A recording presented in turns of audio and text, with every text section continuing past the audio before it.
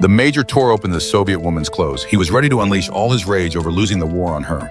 Originally, the major had planned to marry the woman after the war ended, but seeing the endless fighting, he could no longer see any hope of victory. So he decided to run away with the woman, to find a place where only the two of them could live. But what the major did not expect was that a Soviet sniper had already taken aim at them. The next second, the woman died right in front of him. Seeing the woman he loved fall, the major could no longer hold back the anger in his heart. He immediately requested reinforcements from headquarters. The quiet battlefield was suddenly broken by the sound of rumbling. Dozens of tanks arrived as promised. Wherever they went, they left nothing behind. The major, watching this from a distance, couldn't believe it. Headquarters had actually sent in mobile units. At that moment, a tank crewman stepped forward boldly and said that everyone here would now take orders from the major. Looking at the building ahead, occupied by the Soviet squad, the major ordered the soldiers to level it. The next second, all the tanks started moving. They turned in unison toward the building, but with the major's command, everyone launched an assault on the building. The tanks crushed all obstacles in front of them and led the soldiers forward. Inside the building, the Soviet soldiers couldn't believe what they were seeing. In less than 10 seconds, the German forces had reached the center of the battlefield. All the tanks got into position, ready for combat. With the major's order, the soldiers covered their ears tightly.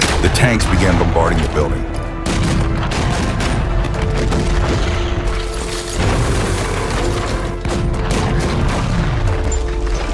After the first wave of attacks ended, the major ordered the infantry to charge. Not a single enemy was to be left alive. By this time, the Soviet soldiers inside the building had already been bombed so badly they could no longer stand. Seeing the Germans storm into the building, the Soviets pushed themselves up to fight back desperately. But one man couldn't possibly hold out. Soon, the major rushed into the building and shot him dead. Right after that, the major stood inside the building and shouted loudly, telling the sniper who fired the shot to come out and die. But when he reached the rooftop, he found only the Soviet commander still alive. Seeing this situation, both sides fired at the same time, emptied their magazines, and both fell down at the same moment. Suddenly, a radio operator who had been hiding came out. The commander ordered him not to worry about him, but to quickly use the radio and request artillery support from command. They must not let the Germans escape. Realizing what he had to do, the radio operator immediately reported his position to headquarters. A few minutes later, Soviet artillery shells landed near the building, instantly burying the German forces who couldn't get away in time. Everyone inside the building also gave their lives for their country.